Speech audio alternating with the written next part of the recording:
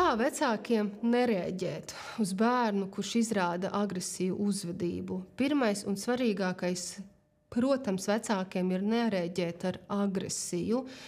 Fiziska sodīšana vai agresija, kliegšana parasti tikai pasliktina situāciju un nekādā veidā nenomierina bērnu. Līdz ar to agresīva uzvedība var tikai turpināties un pastiprināties.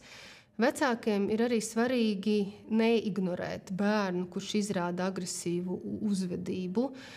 Vecākiem būtu vēlams pārunāt šo situāciju, jo, protams, bieži vien aiz dusmām un bērna agresiju var būt ļoti daudz iemesli, paslēpti iemesli, ko vecāki bieži vien neredz.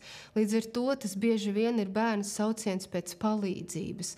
Līdz ar to ir šīs problēmas jārisina, jārunā un jādomā risinājumi.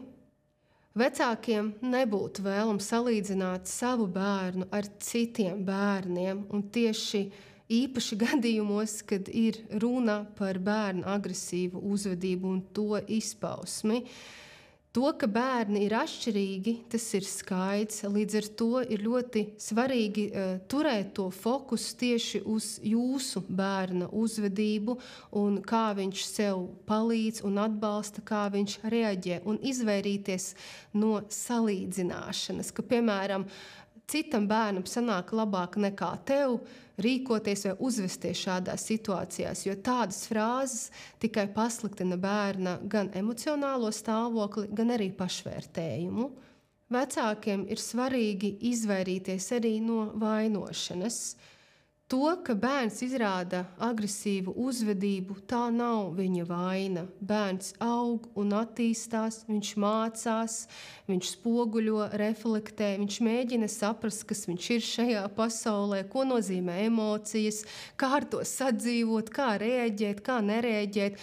Bērniem ir ļoti daudz, kas jādara, un vainošana ir ļoti neefektīvs veids un līdzeklis, kas situācijās, kur bērni izrāda agresīvu uzvedību, nepalīdz. Līdz ar to vecāki izvairieties no vainošanas un lielāku fokusu liekat uz to, kā palīdzēt bērnam rīkoties un atbalstīt situācijās, kur viņš izrāda agresīvu uzvedību. Vecāki mūsdienās ir ļoti aizņemti, ļoti steidzīgi, jo tiešām daudz kas ir jādara un jātiek galā ar visu kaut ko. Un vecākiem ir ļoti liela atbildība, un tas var būt ļoti, ļoti emocionāli izsmeļoši, kas ir normāli. Tomēr vecāku atbildība ir rūpēties par sevim un par savu emocionālo labklājību, jo vecāks, kurš ir emocionāli nestabils vai ir grūti kaut ko izdarīt, viņš nespēja atbilstoši palīdzēt bērnam, kurš izrāda agresīvu uzvedību.